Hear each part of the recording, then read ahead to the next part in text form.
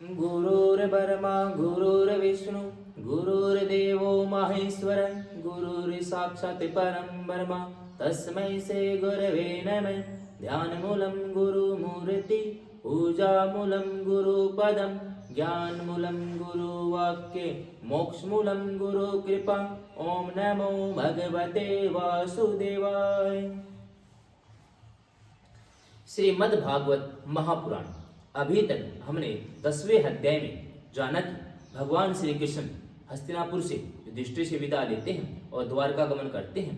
इनके इस अध्याय में उनके सभी गुणों का वर्णन किया कि किस प्रकार सृष्टि का पालन, संहार और उत्पत्ति भगवान विष्णु श्री कृष्ण ही करते हैं और उनके व्रजमंडल में उनके द्वारा लीलाओं का गान किया गया। आज हम जानेंगे 11वां अध्याय, द्वारका में श्री कृष्ण का राज उचित स्वागत। सूत जी कहते हैं, श्री कृष्ण ने अपने समृद्ध आनर्त देश में पहुंचकर वहां के लोगों की विरह वेदना बहुत कुछ शांत करते हुए अपना श्रेष्ठ पांचजन्य नामक शंख बजाया। अरे भगवान के होठों की लाली से लाल हुआ वह श्वेत वर्ण का शंख बजते समय उनके कर कमलों में ऐसा शोभायमान हुआ जैसे लाल रंग के कमलों पर बैठकर कोई राजहंस उच्च स्वर से मधुर गान कर रहा हो। अरे भगवान के शंख की वह ध्वनि संसार के भय को भयभीत करने वाली है। अरे उसे सुनकर सारी प्रजा अपने स्वामी श्री कृष्ण की दर्शन की लालसा से नगर के बाहर निकल आई। अरे भगवान श्री कृष्ण आत्मा राम है। वे अपने आत्मलाभ से सदा सर्वदा पूर्ण काम है। अरे फिर भी जैसे लोग बड़े आदर से भगवान सूर्य को भी दीपदान करते हैं, वैसे ही अनेक प्रकार की भेंटों से प्रजा ने श्री कृष्ण का स्वागत किया। अरे सबके मुख कमल प्रेम से खिल उठे। वे हर्ष गद गद वाणी से सबके सुहृदय और संरक्षक भगवान श्री कृष्ण की ठीक वैसे ही स्तुति करने लगे जैसे बालक अपने पिता से अपनी तोतली बोली में बातें करते हैं। अरे स्वामी, हम आपके उन चरण कमलों को सदा सदा सर्वदा प्रणाम करते हैं जिनकी वंदना ब्रह्मा, शंकर और इंद्र तक करते हैं, अरे जो इस संसार में परम कल्याण चाहने वालों के लिए सर्वोत्तम आश्रय है, जिनकी शरण ले लेने पर परम समर्थ काल भी एक बाल तक बाका नहीं कर सकता। ऋषभ भवन, आप ही हमारे माता, सुहृद, स्वामी और पिता हैं। अरे आप ही हमारे सदगुरु और परम आराध्य देव हैं। अरे आपके चरणों की सेवा से हम कृतार्थ हो रहे हैं। आप ही हमारा कल्याण करें। अरे आहा, हम आपको पाकर सनाथ हो गए, क्योंकि आपके श्रव सौंदर्य सार अनुपम रूप का हम दर्शन करते रहते हैं। कितना सुंदर मुख है, प्रेम पूर्ण मुस्कान से स्निग्ध चितवन, यह दर्शन तो देवताओं के लिए भी दुर्लभ है।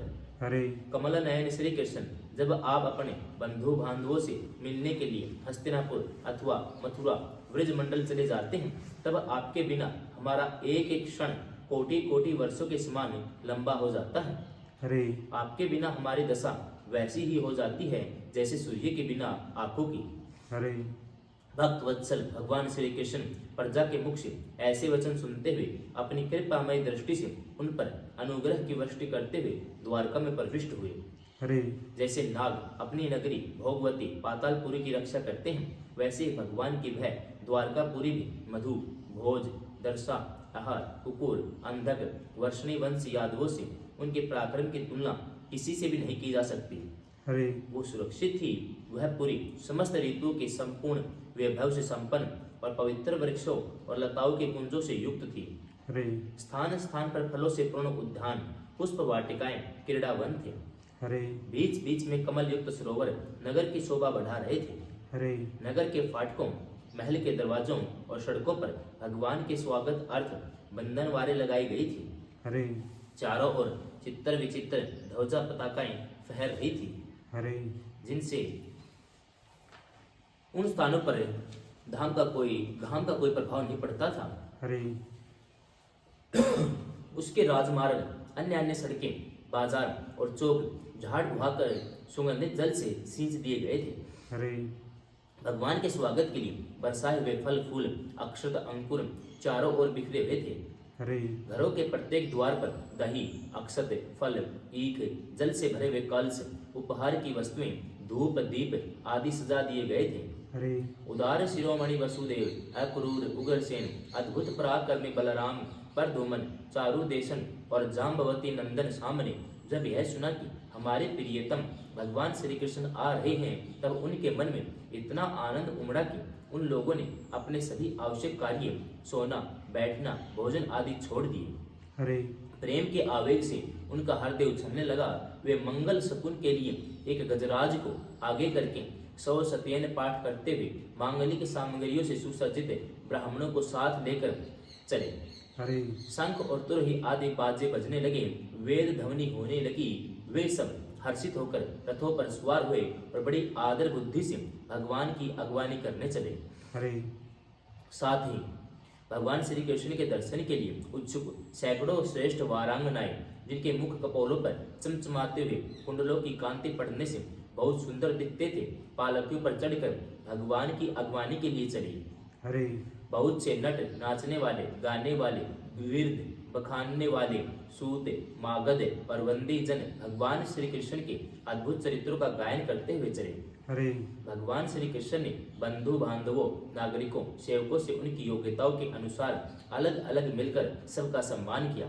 हरे किसी को सिर झुकाकर प्रणाम किया, किसी को वाणी से अभिवादन किया, किसी को हृदय से लगाया, किसी से हाथ मिलाया, किसी की ओर देख मुस्कुरा भर दिया और किसी को केवल प्रेम भरी दृष्टि से देख लिया। हरे जिसकी जो इच्छा थी उसे वही वरदान दिया। इस प्रकार चांडाल पर्यंत सबको संतुष्ट करके गुरुजन, सपत्नीक, ब्राह्मण और वृद्धों का और दूसरे लोगों का भी आशीर्वाद ग्रहण करते हुए वंदी जनों से विरुदावली सुनते हुए सबके साथ भगवान श्री कृष्ण ने नगर में प्रवेश किया। हरे सोनक जी जिस समय भगवान राजमार्ग से जा रहे थे, उसमें द्वारका की कुछ कामिनियां भगवान के दर्शन को परमानंद मानकर अपनी अपनी अटारियों पर चढ़ गई। हरे भगवान का वक्षस्थल मूर्तिमान सौंदर्य लक्ष्मी का निवास स्थान है। उनका मुखार विंद नेत्रों के द्वारा पान करने के लिए सौंदर्य सुधा से भरा हुआ पात्र है। हरे उनकी भुजाएं लोकपालों को भी शक्ति देने वाली हैं। उनके चरण कमल भक्त परमहंसों के आश्रय हैं। हरे उनके अंग अंग शोभा के धाम हैं। भगवान की इस छवि को द्वारकावासी नित्य निरंतर निहारते रहते हैं, फिर भी उनकी आंखें एक क्षण के लिए भी तृप्त नहीं होती। हरे द्वारका के राजपथ पर भगवान श्री कृष्ण के ऊपर श्वेत वर्ण का छत्र तना हुआ था। श्वेत चंवर ढुलाए जा रहे थे। चारों ओर से पुष्पों की वर्षा हो रही थी। हरे वे पीताम्बर और वनमाला धारण किए हुए थे। हरे इस समय वे ऐसे शोभायमान हुए मानो श्याम मेघ एक ही साथ सूर्य, चंद्रमा, इंद्रधनुष बिजली से शोभायमान हो। हरे भगवान सबसे पहले अपने माता पिता के महल में गए। वहां उन्होंने बड़े आनंद से देवकी आदि सातों माताओं के चरणों पर सिर रखकर प्रणाम किया। हरे माताओं ने उन्हें अपने हृदय से लगाकर गोद में बैठा लिया। स्नेह के कारण उनके शत्रुओं से दूध की धारा बहने लगी। हरे उनका हृदय हर्ष से विवल हो गया। वे आनंद के आंसुओं से उनका अभिषेक करने लगी। हरे माताओं से आज्ञा लेकर वे अपने समस्त भोग सामग्री से संपन्न सर्वश्रेष्ठ भवन में गए। हरे उसमें 16,000 पत्नियों से अलग अलग महल थे। अपने प्राणनाथ भगवान श्री कृष्ण को बहुत दिन बाहर रहने के बाद घर आया देखकर रानियों के हृदय में बड़ा आनंद हुआ। हरे उन्हें अपने निकट देखकर वे एकाएक ध्यान छोड़कर उठ खड़ी हुई। उन्होंने केवल आसन को ही नहीं बल्कि उन नियमों को भी त्याग दिया जिन्हें उन्होंने पति के प्रवासी होने पर ग्रहण किया था। हरे जिस स्त्री का पति विदेश गया हो उसे इन नियमों का पालन करना चाहिए। क्रीडाम श्री संस्कारम सम उत्सवम दर्शनम हास्य प्रग्रहयानम तेज प्रोसित भृतिका। जिसका पति परदेश गया हो उस स्त्री को खेल कूद, श्रृंगार, सामाजिक उत्सव में भाग लेना, हंसी मजाक करना, पराये घर जाना, इन पांचों कामों को त्याग देना चाहिए। हरे उस समय उनके मुख और नेत्रों में लज्जा छा गई। भगवान के प्रति उनका भाव बड़ा ही गंभीर था।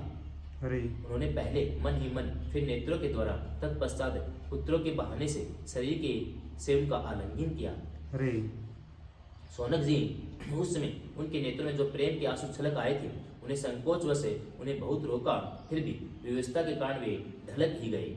हरे यद्यपि भगवान श्री कृष्ण एकांत में सर्वदा ही उनके पास रहते थे, तथापि उनके चरण कमल उन्हें पद पद पर नए नए जान पड़ते। हरे भला स्वभाव से ही चंचल लक्ष्मी जिन्हें एक क्षण के लिए भी नहीं छोड़ती, उनकी सनिधि किस स्त्री को तृप्ति हो सकती है। हरे जैसे वायु पासों के संघर्ष से दावानल पैदा करके उन्हें जला देता है, वैसे ही पृथ्वी के भार होते और शक्तिशाली राजाओं में परस्पर फूट डालकर बिना शस्त्र ग्रहण किए भगवान श्री कृष्ण ने उन्हें कई अक्षौहिणी सेना सहित एक दूसरे से मरवा डाला और उसके बाद आप भी उपराम हो गए। हरे साक्षात परमेश्वर ही अपनी लीला से इस मनुष्य लोक में अवतीर्ण हुए थे। सहस्रों रमणी रमणों रत्नों में रहकर उन्होंने साधारण मनुष्य की तरह क्रीड़ा की। हरे जिनके निर्मल और मधुर हंसी उनके हृदय से उन्मुक्त भाव को सूचित करने वाली थी, जिनके लचीली चितवन की चोट से बेसुध होकर विश्व विजयी कामदेव ने अपने धनुष का परित्याग कर दिया, वे कमनीय कामनियां अपने काम विलासों से जिनके मन में तनिक भी शोभे नहीं पैदा कर सकी, उन असंग भगवान श्री कृष्ण को संसार के लोग अपने ही समान कर्म करते देखकर आसक्त मनुष्य समझते हैं। हरे यह उनकी मूर्खता है। यही तो भगवान की भगवत्ता है कि वे प्रकृति में स्थिर होकर भी उसके गुणों से कभी लिप्त नहीं होते। हरे जैसे भगवान की शरणागत बुद्धि अपने में रहने वाले प्राकृतिक गुणों से लिप्त नहीं होती, वे मूढ़ स्त्रियां भी श्री कृष्ण को अपना एकांत सेवी स्त्री प्राण भगत ही समझ बैठती हैं, हरे क्योंकि वे अपने स्वामी के ऐश्वर्य को नहीं जानती थी। ठीक वैसे ही जैसे अहंकार की वृत्तियां ईश्वर को अपने धर्म से युक्त मानती हैं। हरे 11वां अध्याय समाप्त। हरे